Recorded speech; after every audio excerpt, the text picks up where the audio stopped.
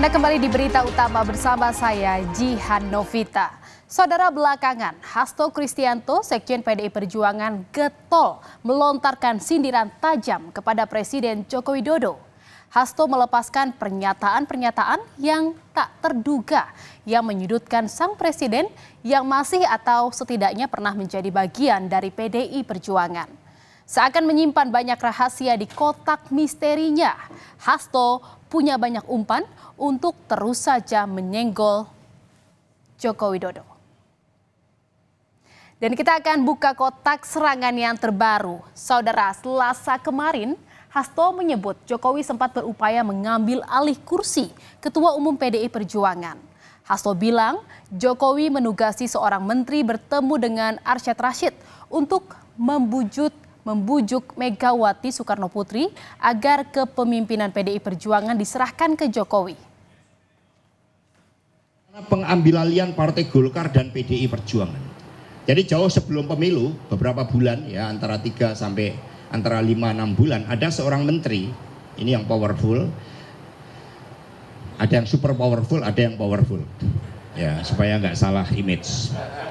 Ini ditugaskan untuk ketemu Pak Rias Rasyid oleh Presiden Jokowi. Pak Rias Rasyid ditugaskan untuk membujuk Bu Mega agar kepemimpinan PDI Perjuangan diserahkan kepada Pak Jokowi. Ini dalam rangka kendaraan politik tadi untuk 21 tahun ke depan tadi. Saudara, Jokowi pun merespon tudingan dari Hasto. Jokowi membantah pernyataan Hasto yang menyebut dirinya ingin merebut posisi Ketua Umum PDI Perjuangan dari Megawati. Jokowi juga bergurau tentang dirinya yang pernah dituding ingin menjadi Ketua Umum Partai Golkar. Jokowi pun meminta agar tidak melontarkan tudingan itu. Ketua Umum bukan Golkar. Pak Jokowi Katanya mau ngerebut Golkar, katanya mau ngerebut masa semua mau direbutin semua. Jangan seperti itu, jangan seperti itu. Jangan seperti itu. Saudara, entah siapa yang benar dan siapa yang salah. Masing-masing pihak punya versinya sendiri. Namun sikap Hasto yang menyerang Jokowi patut dicermati. Pengamat politik Universitas Al-Azhar, Ujang Komarudin melihat tudingan Hasto kepada Jokowi yang diungkap ke publik semakin memperjelas adanya konflik tajam antara Jokowi dan PDI Perjuangan, termasuk dengan sang Ketua Umum Megawati Soekarno Putri. Yang juga dari kekesalan PDIP kepada Jokowi yang dianggap tidak taat asas, tidak loyal, sehingga tidak memenangkan PDIP dan tidak menangkan Ganjar Mahfud. Bahkan ya Jokowi punya skema sendiri yang katakanlah memenangkan anaknya sebagai cawapres. Nah, dalam konteks itu saya melihat ya bahwa ya kemarahan PDIP itu ya bisa dimaklumi, tetapi tuduhan yang mengatakan Jokowi akan mengambil alih kepemimpinan Megawati, ini tentu tuduhan yang serius yang harus dibuktikan kepada publik agar tidak terjadi fitnah begitu. Saudara, bukan kali ini saja Hasto membidik Jokowi. Dalam akun YouTube Akbar Faisal Unsensor, Hasto mengungkapkan Partai Banteng mendapat tekanan yang luar biasa dalam menghadapi pemilu kali ini. Abuse of power yang disebut Hasto dipimpin oleh Jokowi. Dalam analoginya, Hasto menyebutkan rumah PDI Perjuangan dibakar. Namun, pandangan berbeda disampaikan oleh pengamat politik M. Kodari, di mana dalam akun YouTube Total Politik, Kodari menyebut justru Hasto lah yang membakar rumah PDI Perjuangan. Bagaimana kami bertahan di tengah berbagai gempuran yang luar biasa. Gempuran secara masif terjadi abuse of power, dan yang sangat kami sayangkan itu justru dilakukan oleh sosok Presiden Jokowi yang seharusnya menjadi penjaga norma, sehingga meskipun rumah PDI, rumah nasionalis Soekarnois, rumah Partai Wong Cilik ini juga dibakar. Tetapi paling tidak kami bisa mempersembahkan kemenangan 3 kali berturut-turut. Kan bilang bahwa Pak Jokowi itu membakar rumah PDI Perjuangan. Kalau menurut saya yang membakar rumah PDI Perjuangan itu, dengan segala hormat ya, Mas Hasto. Kenapa kalau membakar itu dimaknai sebagai PDI Perjuangan suaranya turun ya, terutama di tingkat nasional, kemudian pilpresnya kalah. Menurut saya itu karena Mas Hasto sebagai aktor utamanya. Jadi saya ngelihat Mas Hasto yang berbeda loh.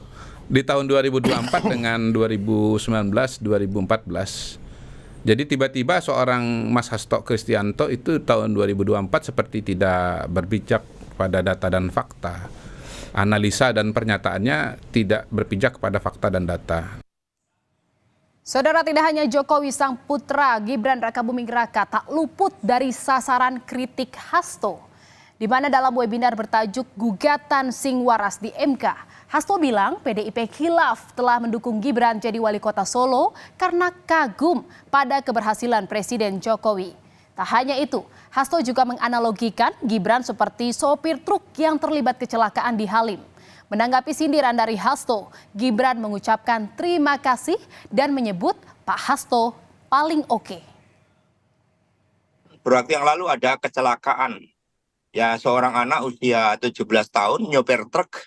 Ternyata SIM dia tidak punya, kedewasaan di dalam menghadapi problematika di jalan raya belum terjadi, hanya gara-gara nyenggol satu mobil dia lari karena kedewasaannya belum tercapai, lalu menabrak 6 mobil lainnya. Ini sebagai contoh bagaimana ketika orang hanya berorientasi pada hasil, proses usia itu diabaikan, maka ini juga berbahaya. Karena kedewasaan di dalam mengemban jabatan-jabatan tertentu untuk sopir truk aja itu berbahaya, apalagi kaitannya dengan mengelola suatu negara sebesar Indonesia dengan problematika yang sangat kompleks, masalah ekonomi, masalah sosial, persoalan geopolitik, persoalan kemiskinan, persoalan pendidikan, persoalan egoisme agama yang juga masih seringkali menjadi persoalan terkait dengan mental spiritual kita. Kemudian di tengah-tengah itu muncul suatu tampilan bagaimana seorang anak presiden yang batas usia belum mencukupi, wali kota juga baru 2 tahun, kemudian mendapatkan suatu preferensi. 14 tahun, Mas. Emangnya saya nabrak?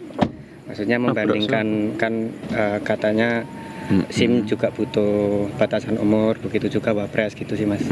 Ya udahlah, ngikut Pak Hasto. Terima kasih Pak Hasto untuk masukannya. Juga menyesal mendukung Mas Gibran jadi wali kota dari PDI, Mas. Ada tanggapan, Mas? Ya, terima kasih Pak Hasto. Katanya khilaf katanya, Mas. Mau khilaf. Ya, mohon maaf Pak Hasto.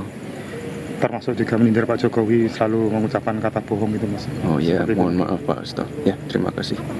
Pak Hasto paling oke. Hingga saat ini, saudara, hubungan Jokowi dan PDI Perjuangan terlihat makin renggang sejak Gibran menjadi cawapres Prabowo Subianto.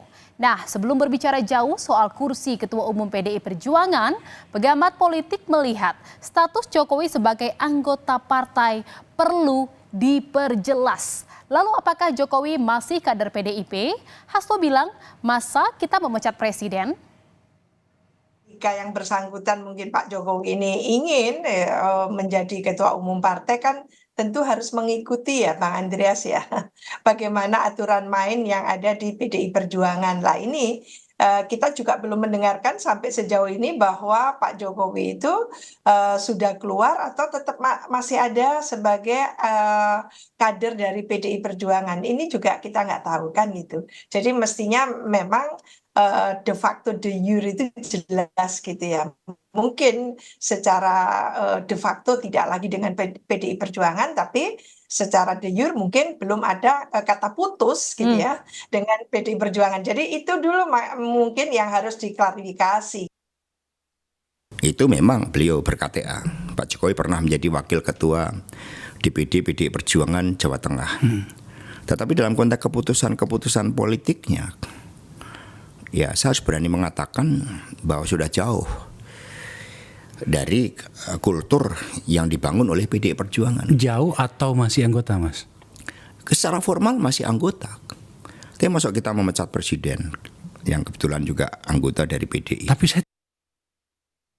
Saudara, tudingan Hasto soal perebutan kursi Ketua Umum PDIP sudah dibantah Jokowi. Apakah Hasto punya serangan-serangan lain kepada Jokowi? Kita tunggu saja manuver berikutnya. Dan saudara,